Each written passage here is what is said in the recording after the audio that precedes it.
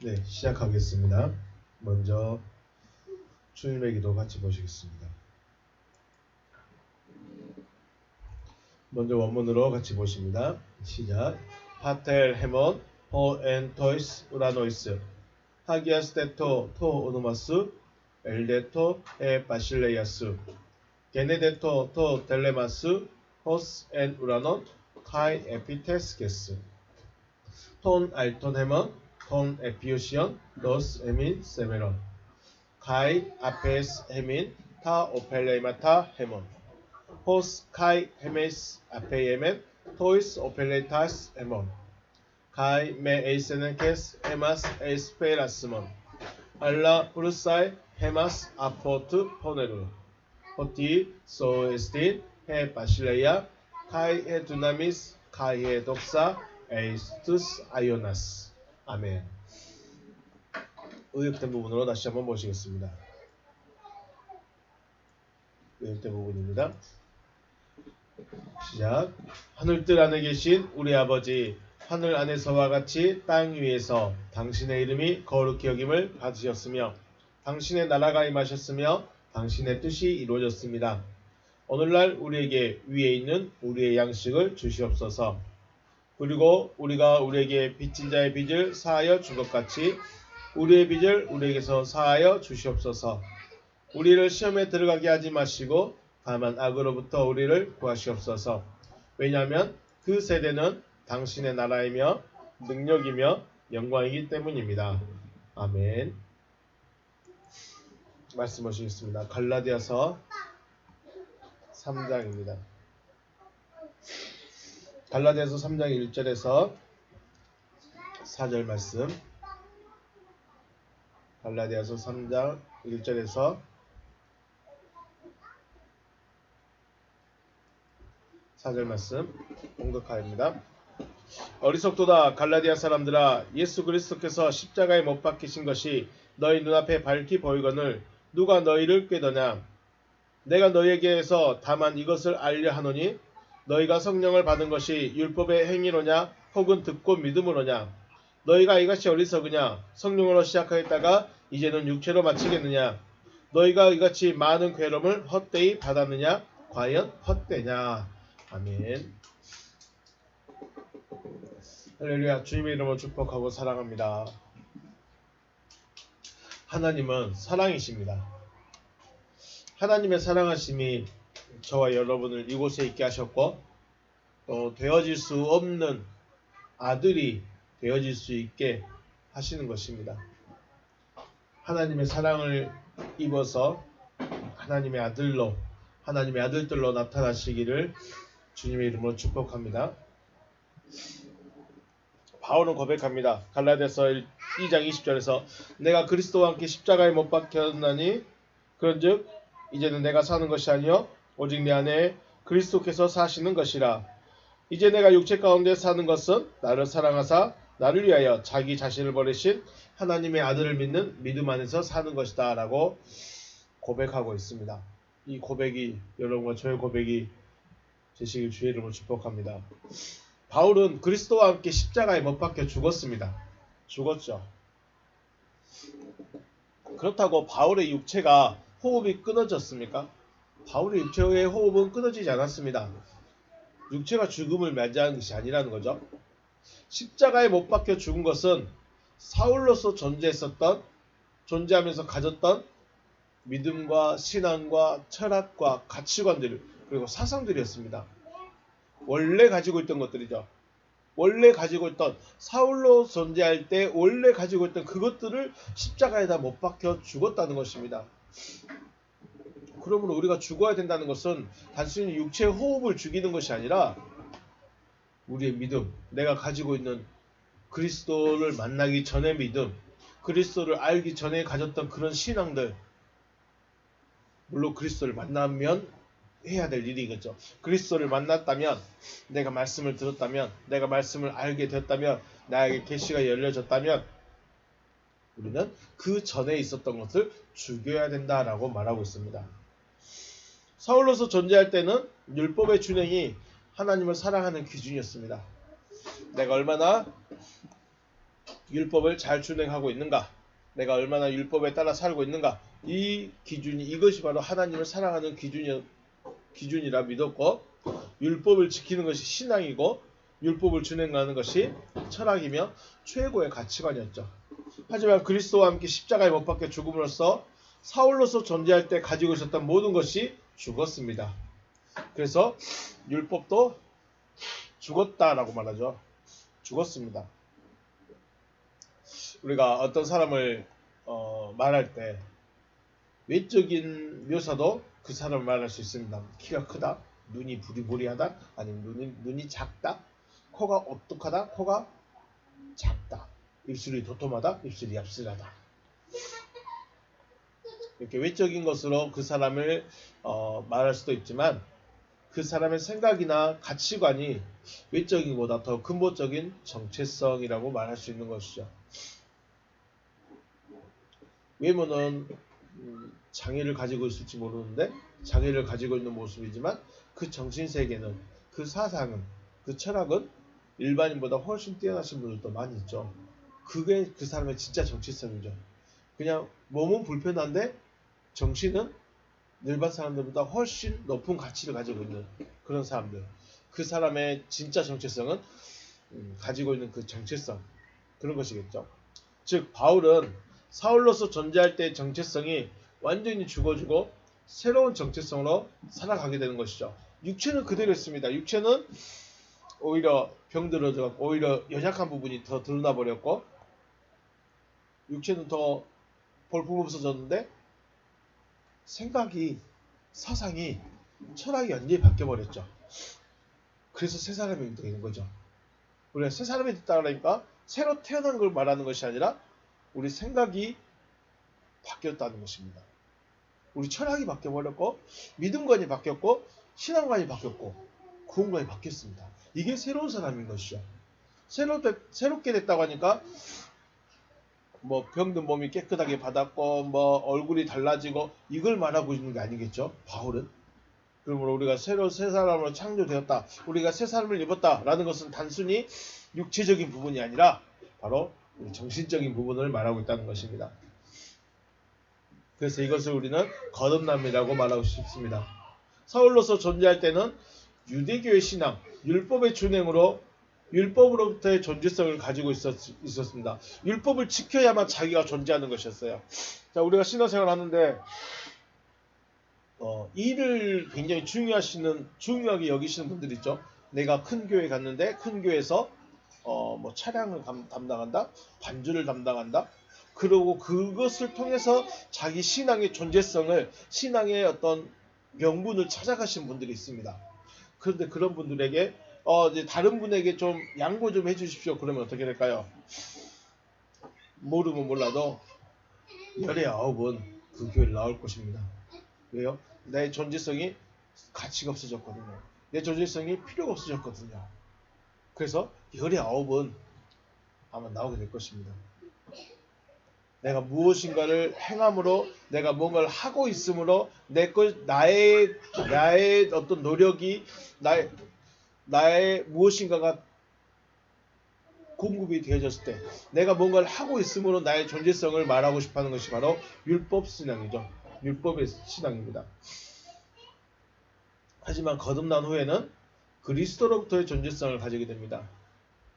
거듭나기 전에는 율법으로부터 내가 율법을 지킴으로 나의 존재성, 나의 믿음, 나의 가치관 이것들을 가지고 있었는데 거듭나게 된다면 그리스도로서 나의 존재성을 가지게 되는 것입니다. 그래서 굳이 하고 있던 일에, 내가 어느 집단에 내가 무엇을 함으로 존재성을 느끼는 것이 아니라 스스로가 존재성을 느끼는 것이죠. 그렇기 때문에 이제 내가 육체 가운데 사는 것은 하나님의 아들을 믿는 믿음 안에서 사는 것이다 라고 말하는 것이죠.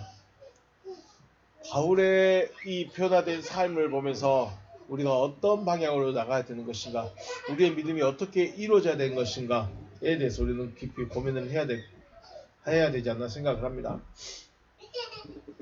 막연하고 무엇을 의미하는지 어려웠던 말씀이었지만 이제는 무엇을 말하고자 하는지 어렴풋이 이해가 됩니다. 바울이 2장 20절과 2장 21절. 물론 그 앞에 로마서나 다른 모든 말씀들이 바울의 관점에서 바울이 되어지고 나서 말하는 것과 바울이 되기 전에 가졌던 그런 것들을 이렇게 나누어서 말할 때 우리는 바울만 제3자의 입장에서만 보고 말하니까 좀 막연하게 느껴졌는데, 이제 바울의 관점에서 살펴보니까 조금은 이해가 된다라는 것입니다. 여러분에게도 이런 깨달음이 있으시길 주의 이름으로 축복합니다. 오늘 갈라디아서 3장입니다. 어리석도다 갈라디아 사람들아, 예수 그리스도께서 십자가에 못 박히신 것이 너희 눈앞에 밝히 보이거늘 누가 너희를 꾀더냐 라고 합니다. 아노에토이 너희는 어리석다다. 어리석은 자들 이렇게 말하죠. 어리석은 갈라디아 사람들아, 티스 누가 이마스 너희를 에바스카넨 미혹하였느냐. 여기 보면 기본형이 바스카이노 이야기를 가지고 이야기하는데 그 이야기를 내가 소유격으로 가져버렸습니다. 그래서 미혹돼 버린 거죠. 이것을 미혹해다라고 표현했는데, 다른 사람이 했던 이야기를 내가 내 것이 돼버렸습니다. 이래서 미혹이라고 표현하고 있습니다. 테 알레테야메 페이데스다이 보시면 여기에 괄호가 채워져 있습니다. 괄호가 있습니다. 이것은 우리 성경에서는 번역을 하고 있지 않다는 것입니다. 스테판 사본에만 가지고 있다는 것이죠. 그 진리가 확신하지 아니하도록, 그 진리에 확신하다, 진리 안에서 확신하지 못하게 누가 너희를 깨드냐, 미혹했느냐 라고 말하는 거죠. 호이스 캇 옵달모스 예수 크리스토스 프로 에그라페 엔 휘민 에스타로우메노스. 너희 눈앞에 예수 그리스도께서 미리 기록됐다. 너희 안에 십자가에서 못 박히신 것이 너희 안에 미리 기록되었다 라고 되어 있습니다. 다시 한번 정리하면, 어리석은 갈라디아 사람들아, 예수 그리스도께서 십자가에 못 박히신 것이 너희의 영적 이해, 여기에 말씀 보면 너희 영적 이해를 따라서 너희 안에 미리 기록되어졌거늘 누가 그 진리에 확신하지 못하도록 너희를 미혹하였느냐. 우리가 우리 성경으로 기록된 부분을 잠깐 살펴보는 것과 번역 이렇게 단어 해석하지 않는 부분들과 또 깊은 또 이렇게 옵달모스 같은 이런 단어들, 옵달모스 이런 단어를 좀 더 깊이 생각해보는 의미가 조금 다릅니다. 좀 더 깊다고 해야 되겠죠. 어리석은 갈라디아 사람들아, 예수 그리스도께서 십자가에 못 박히신 것을, 그렇게 예수 그리스도께서 십자가에 못 박히신 것에 대해서 너희가 영적 이해를 따라서 너희 안에 미리 기록되었습니다. 쉽게 말해서 우리가 예수 그리스도를 십자가에서 못 박혀 죽었다는 것이 추상적입니까? 사실입니까? 여러분에게는 추상적이고 과거의 어느 한 부분으로 끝났습니까? 아니면 우리 안에, 내 안에 기록되어져 버렸습니까?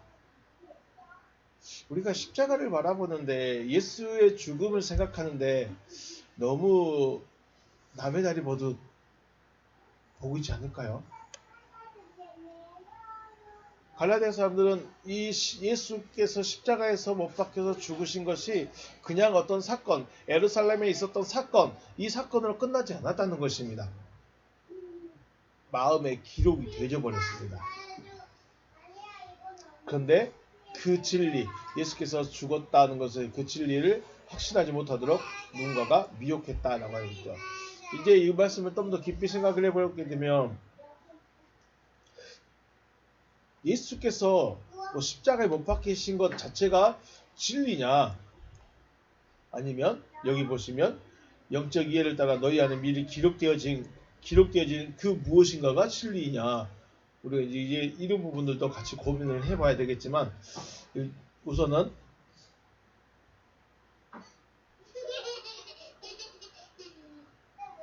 다른 부분들을 좀 고민해 보겠습니다. 앞에서 말씀드렸듯이 괄호로 채워진 부분들이 있습니다. 알레테이아 메 페이데스타이 진리 안에 서지 못하도록 되어 있습니다. 알렌드 4번 우리 성경은 알렌드 4번을 번역하는 것이고 제가 보는 원어 성경 프로그램은 스테판 3번을 참고한 것입니다. 먼저 갈라디아 사람들은 미혹이 되어졌습니다. 미혹이 됐다. 에바스카는 앞에서 말씀드렸죠. 마스카이노 다른 이야기인데 그냥 다른 이야기를 들었으면 됐는데 다른 이야기로 듣고 흘려버렸으면 됐는데 앞에 엡실론이 소유격으로 작동을 합니다. 그래서 가져버렸습니다. 그래서 내 안에 원래 가지고 있던 그 이야기가 다른 이야기로 대체돼 버린 것이죠. 우리는 이것을 미혹했다라고 표현합니다. 직설적으로 표현하면 갈라디아 교회는 바울의 복음을 전환받았죠. 바울의 복음으로 세우신 성도들입니다. 그렇다면 기본적으로 갈라디아 교회 성도들은 바울의 복음 혹은 바울의 가르침을 가지고 있습니다. 그런데 다른 가르침, 바울의 가르침이 아닌 다른 가르침을 가지고 있다는 것이죠. 바울이 복음을 전했고 가르쳤고 세워서 바울의 가르침이 그들 안에 있었는데 다른 가르침이 들어와 버렸습니다. 이게 미혹되어진 것이죠. 바울의 가르침은 진리에 대해서 확신을 가진 것입니다. 다시 한번 더 진리라는 말이 나오는데 알레테이아라는 말은 부정불변사 알파입니다. 앞에 부정불변사 알파가 접두되고 감추다, 알지 못하다, 깨닫지 못하다는 란다노의 합성어입니다. 그래서 알레테이아는 드러나는 거죠. 드러났다. 혹은 알게 되었다. 깨닫게 되었다. 라는 것입니다. 진리가 변하지 않고 참이고 이런 것도 중요하지만 사전적인 그것은 사전의 뜻이고 그 단어가 어떻게 구성되어졌는가를 보면 바로 드러나게 된 것입니다. 그리고 알게 되고 깨닫게 된 것. 결국 우리가 우리에게서 드러나야 되고 나에게서 드러나야 되고 내가 알게 되어야 되고 내가 깨달아야 되는 것이 무엇이냐. 깨닫게 되는 것이 진리고 알게 된 것이 진리라는 것이죠. 성경에서 감춰진 비밀은 그리스도십니다. 그리스도가 드러났기 때문에 또 그리스도 자체가 진리인 것이죠. 그래서 그리스도가 진리라는 것은 그리스도가 진짜다, 참이다 이런 뜻이 아니라 감추어졌던 그리스도께서 드러났습니다. 누구한테요? 계시를 받은 자들에게 열린 거죠. 아무에게나 열리지 않습니다. 아무나 그리스도를 알 수 없습니다. 교회 다니는데 예수 그리스도 이름을 부르고 있는데 그 그리스도가 누구신지, 그리스도가 어떻게 나에게 역사하시는지, 그리스도가 무엇을 하고 계시는지 알게 돼야 돼요. 내가 알게 되는 것처럼 드러나야 됩니다. 갈라디아 교회는 바울의 복음, 바울의 가르침을 받아서 그리스도에 대한 확신을 가지고 있었는데 다른 가르침을 받아들임으로 그리스도에 대한 확신을 가지지 못한 상태가 되었다. 이렇게 지금 말하고 있습니다. 그래서 미혹되었다라고 말하는 거죠. 가지고 있던 믿음을 버려버리고 다른 믿음을 받아들이는 것이 바로 미혹되었다라고 하는 것입니다. 뒤집어 생각해보면 갈라디아 교회는 진리를 가지고 있었던 상태이죠. 진리를 가지고 있는데 비진리를 받아들였다는 거예요. 진리를 가지고 있는 자가 비진리를 받아들였다는 거. 여기서 가장 중요한 게 뭐냐면 진리를 가지고 있기 때문에 미혹이 대상이 되고 다른 믿음을 받아들였다는 것이죠. 이렇게 생각해 볼까요? 도선생이 타겟을 정하는데, 목표물을 정하는데 저희 집을 정하는 게 나을까요? 아니면 부자, 폐물도 좀 있고 부자 보석도 있는 그런 부자집을 정하는 게 나을까요? 당연히 도선생의 입장에서는 보석이 있는 그 집을 원하겠죠. 그렇죠. 마귀가 미혹을 하고 거짓 선지자들이 자기 열심당들이 미혹을 하고 말씀을 전하는데 그 대상이 누가 될 것인가? 바로 진리를 가지고 있는 자들, 보물을 가지고 있는 자들의 대상입니다. 왜요? 진짜를 가지고 있기 때문에 진짜를 뺏고 싶은 거죠. 가짜를 가지고 와 나 진짜 보석 갖고 있어. 가짜를 가지고 있는데 진짜 보석인 줄 알고 있었습니다. 근데 도선생은 그걸 알고 있어요. 가짜 가지고 진짜처럼 말하고 있다고요. 그래서 그 사람들은 그 집은 저희 집은 도선생이 관심을 안 가집니다. 왜요? 오면 내놓고 가야 될 것 같아서. 자, 갈라디아 교회가 가지고 있던 진리라는 것은 그리스도의 죽음이 무엇을 말하는지 영적으로 이해를 했다는 것입니다. 그리스도의 죽으심이 무엇일까요? 다시 말하면 쉽게 표현하면 예수의 죽으심과 그리스도의 죽으심이 무엇을 의미하는지 알았다는 겁니다. 왜 다를까요? 예수의 죽으심과 그리스도의 죽으심이 같을까요? 다를까요? 다르죠. 답을 말씀드린다면 예수가 그리스도 되심을 이해해야 되는 거죠. 이게 가장 시작입니다. 이게 시작이 안 되면 그 다음 단계는 넘어갈 수가 없습니다. 예수가 그리스도 되심이 이해가 되어져야 됩니다.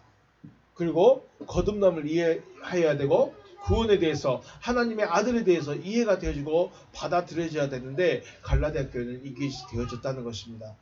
바울이 가르쳤는데 바울이 하나하나 차근차근 논리적으로 정말 세밀하게 꼼꼼하게 가르쳐 줬는데 안 받아들였다면 그게 더 이상하지 않을까요?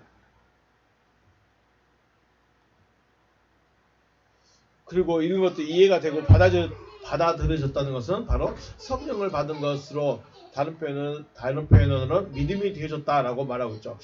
우리가 믿는 것은 자 우리 다시 한번 생각해 볼까요? 바울이 되어지는 기준이 있었죠. 누구를 만나는 것입니까? 그리스도를 만나는 것입니다. 그리스도를 만나기 전에 그는 누구 믿음으로 살아갔을까요? 자기 믿음으로 살아가죠. 자기 믿음, 자기 열심, 자기 의로 살아갑니다.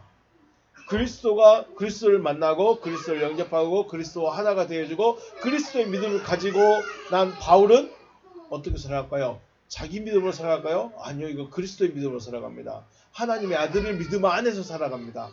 믿음이 다르죠. 믿음이 다릅니다. 내가 말씀을 알기 전에는 내가 하나님 그리스도를 만나기 전에는 자기 믿음으로 살아갑니다. 자기 믿음으로 열심을 냅니다. 그러니까 인정 안 해주면 칭찬이 없으면 자기를 몰라주면 존재감을 못 느끼는 겁니다. 내가 이만큼 열심히 했는데 내가 이렇게 했는데 나를 몰라줘. 내 열심을 내 믿음을 인정해 주지 않아. 그래서 혼자 시험 들고 혼자 상처받고 혼자 힘들어합니다. 그런데 아들을 믿는 믿음 그리스도의 믿음으로 살아가면 어떻게 될까요? 이 일에도 관심이 없지만 그래도 어떤 상황이든지 그냥 항상 자기 자리에 있습니다. 왜 그러냐? 자존자기 때문에 스스로 존재할 수 있는 자기 때문에 완전히 달라집니다. 이게 이해가 됐다는 거예요. 그리고 이렇게 되어졌다는 거예요. 갈라디아 교회 성도들은 굳이 자기가 무엇을 행함으로 나는 믿고 있어, 나는 하나님의 믿음을 믿어 이런 말 하지 않아도 스스로 믿음을 가지고 있었던 것이죠. 쉽게 말하면 엄청 대단한 사람들, 제2의 바울이었던 사람들인 것이죠. 이런 사람들인데 꾀임을 받았습니다. 2절입니다. 내가 너희에게 다만 이것을 알려 하노니 너희가 성령을 받은 것이 율법의 행위로냐 혹은 듣고 믿음으로냐 투터 모논 넬롬마데인 앞 휘민 내가 이것을 너희로 알게 하기로 결정했다. 선택했다. 다만 한 가지만 너희가 알기를 원한다고 지금 선택을 했다고 말합니다. 결정했다고 말합니다. 엑스 엘곤 너모우트 푸르마 엘라베테 자 엑소 뭐뭐로부터 엘곤 행위로부터 율법의 행위로부터 성령을 받았느냐 너희가 율법의 행위로 너희가 성령을 받은 것이 율법의 행위로부터냐 엑스 아쿠아에스 피스테오스 믿음으로부터냐 듣고 믿음으로부터냐 라고 말하고 있습니다. 지금 갈라디아 교회는 이미 성령을 받았다는 것이죠. 성령을 받았다 이것은 그리스도가 어떤 존재인지 이해가 됐고 수용이 되고 또한 자기들 안에도 그 약속을 가지고 있는 자들이 되어졌다는 것이죠. 이것을 바울은 뭐라고 표현했습니까? 성령을 받았다라고 말하고 있습니다. 단순히 그리스도를 발견하고 그리스도를 이해하고 또 성경을 이해한 것으로 끝나지 않고 이것을 성령 받았다라고 표현하고 있어요. 우리는 성령 받았다면 탁탁 뛰어야 되고 뭐 방언을 이야기해야 되고 눈물 죽죽 해야 되고 춤을 춰야 되고 뭐 이렇게 생각하는데 실상은 그거는 뭐라고 말씀드리기 어렵습니다. 성령 받은 게 뭐냐? 그분이 내게 오신 거예요. 그럼 그분이 뭐냐? 바로 그리스도께서 말씀으로 오신 그분이 내 안에서 믿어지는 것. 이걸 바로 성령을 받았다라고 표현하고 있어요. 바울의 말을 다시 한번 볼까요? 내가 너희에게 다만 이것을 알려주니 너희가 성령을 받은 것이 율법의 행위로냐? 듣고 믿음이냐? 자, 성령을 받았다고 그랬죠. 일단 성령을 받았습니다. 성령을 받기 위해서 너희가 어떻게 했냐? 이것을 말하는 거죠. 성령을 받았다. 엘라베테가 람바노죠. 엘라베테가 람바노입니다. 람바노. 취하다입니다. 취해서 앱실로니스 했으니까 자기 걸로 만들어버렸습니다. 성격했습니다. 그런데 취하다 혹은 붙잡다라는 동사가 과거 능동입니다. 받았으니 받은 대로 해야 된다는 거예요. 이미 받았어요. 이미 그리스도가 누구신지 하나님의 말씀이 무엇인지를 이미 받았어요. 그럼 받았으면 어떻게 될까요? 명령을 이미 받았으니까 명령대로 살아가야 된다. 이걸 말하고 싶어하는 거죠. 엘라베테 너희가 받았다. 그냥 받았다의 의미가 아닙니다. 지금 현재 받고 있느냐? 받을 것이냐? 이걸 말하는 것이 아니라 너희들은 이미 받았으니 어떻게 돼요? 그렇게 살아야 된다. 이걸 말하고 싶어하는 것입니다. 엘라베테. 쉽게 말해서 지금 갈라디아 교회 성도는 이미 바울이 복음을 전할 때 이미 성령을 받았기 때문에 성령을 받은 자의 삶, 아들의 삶을 살았어야 돼요. 그러면 아들의 삶을 살고 있는 것이 율법을 배워서냐 믿음으로냐 이것을 말하고 싶어하는 거죠. 다시 말하면 1절에서 영적 이해를 따라서 그리스도께서 마음에 새겨졌다면 그 이후에는 믿음으로 살아가야 된다라는 것입니다. 이게 참 어려운 것이 이겁니다. 우리가 주일 예배를 참석합니다. 주일 예배를 드리는데 그리스도를 알기 전, 그리스도를 만나기 전에도 주일 예배를 드렸고 그리스도를 만난 이후에도 주일 예배를 드린다 했을 때 같을까요? 다를까요? 그리스도를 만나기 전에는 자기 믿음이에요. 자기 열심으로 드리는 것이고 혹 그리스도를 만난 이후에도 주일 예배를 드리고자 한다. 이것은 그리스도의 믿음을 하는 거죠. 다르게 나타난 것입니다. 믿음으로 산다는 것은 단순히 착하게, 선하게, 양심적으로 아니면 정의롭게가 아닌 말씀 육체로서 아들로서의 삶을 살아가는 것입니다. 그래서 믿음으로 살아가십니까? 믿음으로 사십시오. 그 말은 아들로서 살아가셔야 됩니다. 이 말입니다. 착하게 살아야 됩니다. 용서하면서 살아야 됩니다. 배려하면서 살아야 됩니다. 이해하면서 살아야 됩니다. 그럼 저는 전혀 믿음이 아니네요. 믿음은 아들로서 살아가는 겁니다. 물론 아들은 사랑이기 때문에 그 모든 걸 포함할 수 있습니다. 그런데 거기에 매이지 않습니다. 분명 용서도 해야 되고 이해도 해야 되고 품어주기도 해야 되고 받아주기도 해야 되는 건 맞는데 이것을 하기 위해서 살아가는 것이 아니라 이런 삶을 그냥 사는 거죠.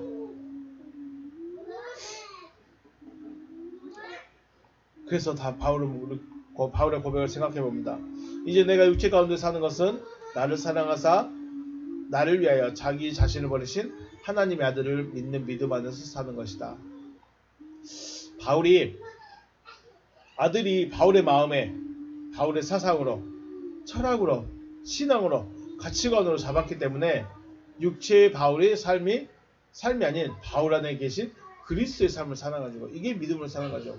쉽게 말해서 베드로에게 주님 말씀했죠. 네가 젊어서는 네가 원하는 대로 다녔는데 네가 늙으면 다른 사람이 네 허리에 띠를 띠고 네가 원치 아니하는 곳으로 끌고 다닐 것이다. 분명 베드로의 삶은 베드로인데 자기가 자기 마음대로 안 되는 거죠. 안에 계신 그분이 자기를 끌고 다니는 거예요. 안에 계신 그분이 자기를 말하게 하는 거예요.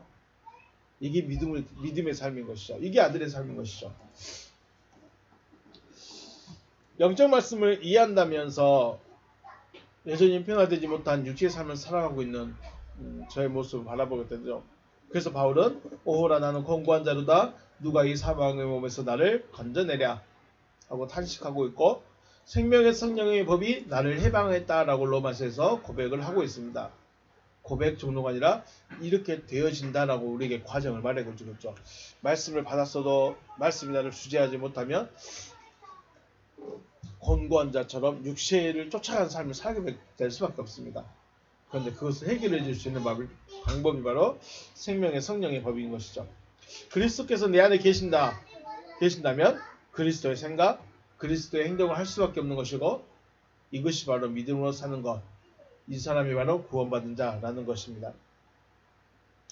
히브리서 4장 2절 말씀에 그들과 같이 우리도 복음 전함을 받은 자들이나 들은 말씀이 그들에게 유익되지 못하는 것은 듣는 자가 믿음과 결부시키지 아니했다. 결부시키다, 합체하다, 결합하다.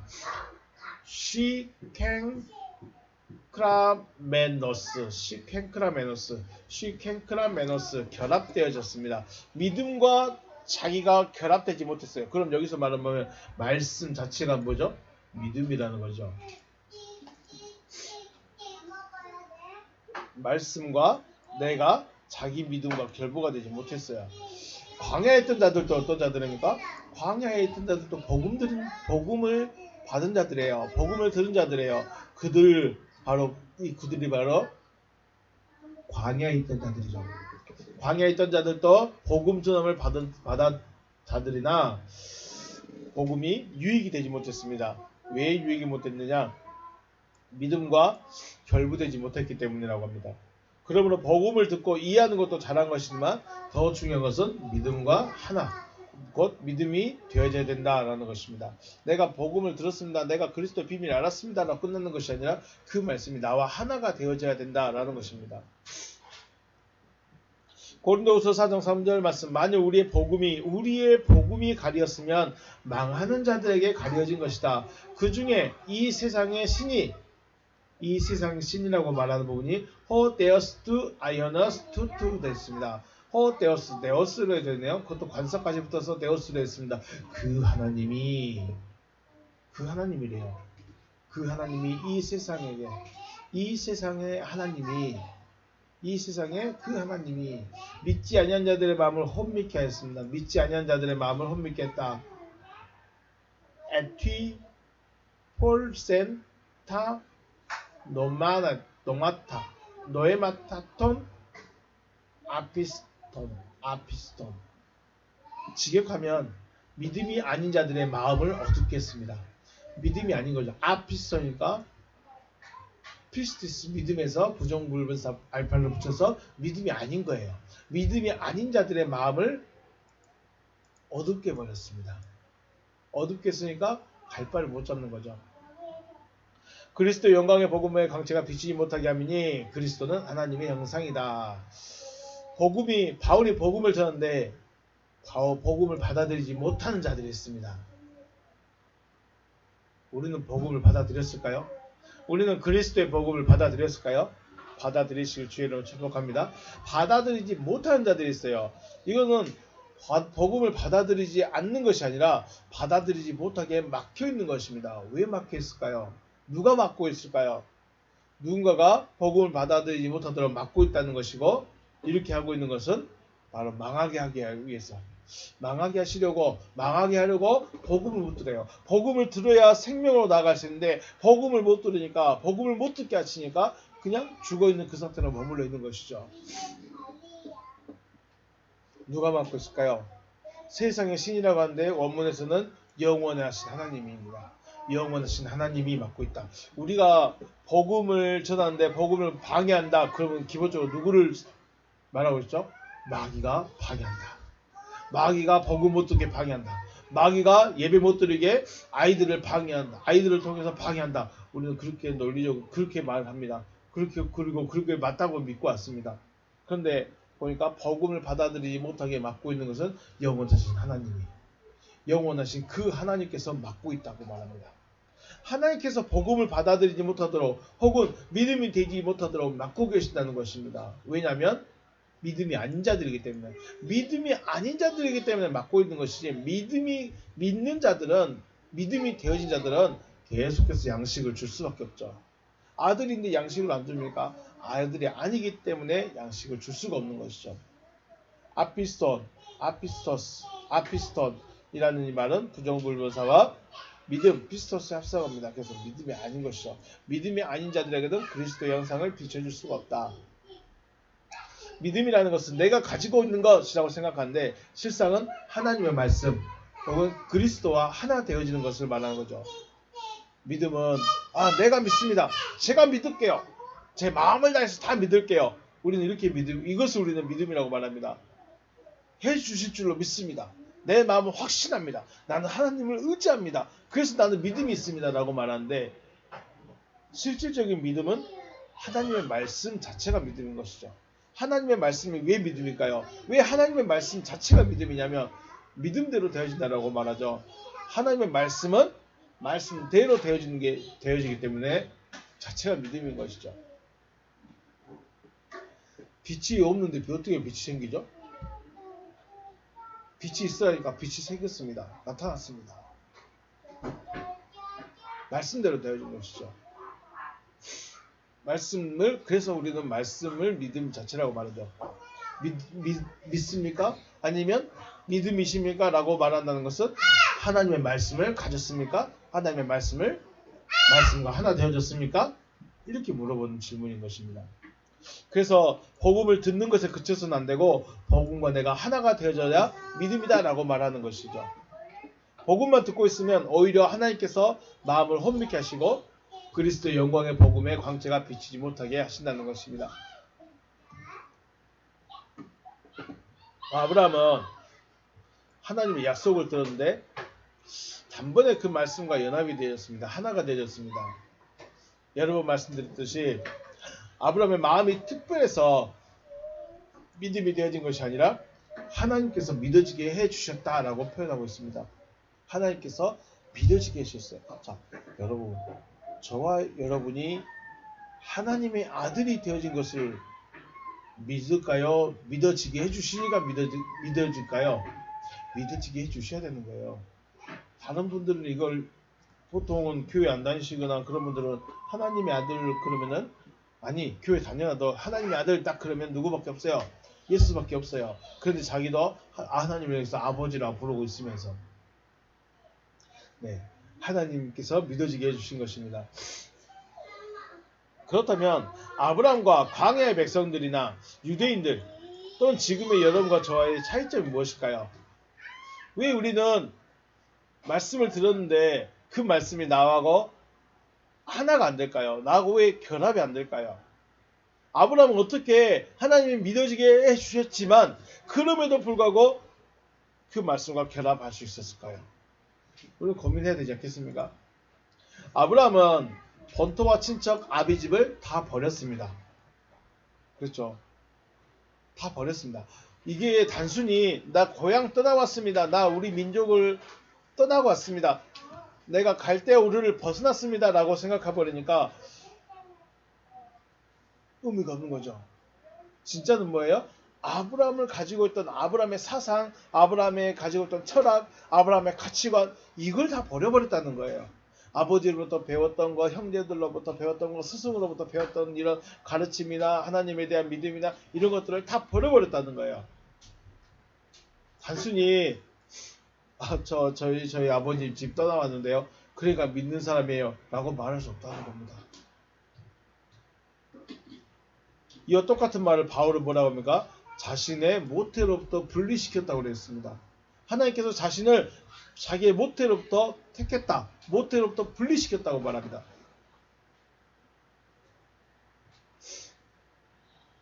바울의 모태가 어디예요? 바울의 모태는 유대교입니다. 바울의 모태로부터 유대교로부터 분리시켜놨기 때문에 하나님께서 새로운 걸 넣어줄 수 있었다는 것이죠. 광야의 백성들은 시간만 나면 조금만 힘들면 조금만 어려워지면 어디를 생각했습니까? 애굽을 생각했습니다. 아브라함은 자기가 가지고 있던 철학과 사상과 믿음을 다 버려버렸기 때문에 더 이상 의지할 게 없어요. 어려워도 갈대우를 바라볼 수가 없어요. 바울도 마찬가지죠. 자기 모태로서부터 유대교로부터 딱 분리시켜놔 버렸기 때문에 유대교를 생각할 수가 없어요. 거기 가서 그냥 편한 건 아니었겠죠. 율법을 지키면서 자기의 믿음을 당당하게 여기면서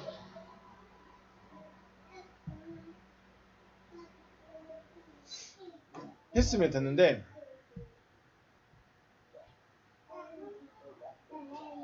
돌아갈 곳이 없었던 거죠. 그런데 특이한 것은 광야의 백성들은 어땠습니까? 광야의 백성들은 시간만 나면 애굽으로 가자, 못 살겠다, 힘들다, 어렵다, 하나님이 계시냐 이런 말 했죠. 애굽을 버린 거예요, 안 버린 거예요? 애굽을 계속 생각하고 있었습니다. 하나님의 말씀을 들었으면서도 애굽을 생각하고 있었다는 거죠. 유대인들은 모세 율법만 강조했습니다. 예수께서 천국 복음을 전하시는데 그것을 듣고 있으면서도 자신의 신앙 또 믿음의 근원이 되는 율법을 강조하고 있었던 거죠. 마치 지금 바울과 같은 거죠. 그리스도를 만났는데 모태로부터 분리가 됐습니다. 그러면 어떻게 될까요? 이게 섞여버리겠죠. 아브라함과 바울은 다 버리고 왔습니다. 다 버리니까 하나님이 그걸 믿어지게 해버리신 것이죠. 광야의 백성들은요. 힘들고 어려울 때 하나님이 함께 계시고 역사하시고 은혜 베푸시고 계심에도 불구하고 못 버렸습니다. 애굽을 못 버렸습니다. 유대인들은요. 앞에 메시아가 와서 천국 복음을 듣고 있으면서도 자기 걸 못 버렸습니다. 지금의 저와 여러분은 광야의 백성들과 다를까요? 버리고 오셨습니까? 갈 곳이 없는 상태로 고아인 상태로 왔습니까? 아니죠. 여기 아니면 다른 데 가면 되지. 이 말씀만 하나님 말씀인가? 여기만 하나님 말씀 전하는가? 네, 여기만 하나님의 말씀 전하는 건 아닙니다. 그런데 언제든지 도망갈 수 있는, 언제든지 피할 수 있는, 언제든지 다른 곳으로 바꿀 수 있는 이런 생각 자체가 더 이상 발전을 못하게 만들어버린다는 거죠. 유대인들도 마찬가지죠. 아직 본토와 친척, 아버지의 집을 떠나지 못하였고 모태로부터 분리가 안 되어지지 않았을까? 우리는 생각을 해야 됩니다. 내 모태거든요. 저 강진에 계신 그분이 내 모태. 육신의 어머니긴 맞지만 내 정체성의 모태, 내 신앙의 모태, 내가 가지고 있는 이 철학의 모태 어디예요? 내가 배웠던 그 신앙이 있죠. 내가 20년, 30년, 40년 동안 배워왔던 그 신앙이 있습니다. 이걸 버려야 새로운 그리스도를 받아들일 수 있다는 거예요. 근데 안 되는 거죠. 못하고 있는 거죠. 본토와 친척, 아비집, 모태로부터 분리가 딱 되어지면 어떻게 해요? 이제 의지할 데가 없어요. 채워진 게 없어요. 그래서 비워져 있기 때문에 한 말씀 한 말씀 자체가 바로 믿음이 되지 않을까 생각을 해봅니다. 아직 모태로부터 분리되지 못한 제 마음을 탄식해봅니다. 3절 말씀입니다. 너희가 이같이 어리석으냐? 성령으로 시작했다가 이제는 육체로 마치겠느냐? 후터스 이같이 아노에토이 어리석은 자들이냐? 했을 때 너희들은 이렇게 어리석은 자들이냐? 엔 아르크삼 너희가 시작하였다. 그 시작이 어디 있습니까? 안에서부터 시작을 했습니다. 안에서부터 시작을 영으로 안에서부터 시작했는데 이제는 육체로 마치겠느냐는 거죠. 너희가 이같이 어리석은 너희들이냐? 너희가 영적으로 시작했다가 이제는 육적으로 마치겠느냐? 마태복음 18장에서 제자들 간에 천국에서 누가 큰 자입니까? 라는 다툼이 일어났습니다. 그래서 예수님께 묻죠. 누가 천국에서 큰 자입니까? 예수께서 대답하십니다. 어린아이를 세워놓고요. 누구든지 이 어린아이같이 자기를 낮추는 사람이 천국에서 큰 자니라. 일반적으로 우리가 이 말씀을 생각할 때 겸손이라는 말을 생각하게 됩니다. 왜 주님이 너희가 돌이켜 어린아이들과 같이 되지 않으면 결단코 천국에 들어가지 못하리라고까지 말씀하셨을까? 자, 천국에 가려면 어떻게 된다고요? 어린아이 같이 돌이키라는 거예요. 어린아이처럼 되라는 거예요. 전 절대 못할 것 같은데. 너희가 돌이켜 어린아이들과 같이 되지 않으면 결단코 천국에 들어가지 못하리라. 다시 말하면 어린아이들과 같이 되어져야 천국에 갈 수 있다라고 말씀하는 거예요. 천국에 들어간 후에야 큰 자인지 작은 자인지 판단할 것인데 천국에 들어가기만 해도 큰 자라는 것이요. 왜요? 천국에 어린아이 같이 되어진 자가 없기 때문에. 그러면 우리가 생각할 때 자기를 낮추는 자가 누굴까요? 자기를 낮추는 자가 누굴까요? 어떻게 자기를 낮추는 것일까요? 어린아이라고 보일 때 말이 타이기온, 유아입니다. 유아기 아이들은 부모님 말이 정답이에요. 지금이야 언니 오빠 말을 듣고 배우는 게 많아졌지만 큰아이 같은 경우는 유아 영아 때 저하고만 있어가지고 제가 정답이겠죠. 즉 그 마음과 생각이 마치 빈 글씨나 백지 상태인 거예요. 그래서 빨강색을 보고 파란색이라 해도 그 친구는 파란색으로 믿어져 버리는 거예요. 그건 믿어지는 게 아니라 그냥 빨강색인데 일반적으로 다 빨강색인데 제가 파란색이라고 말해주면 그 아이들에게는 이건 파란색인 거예요.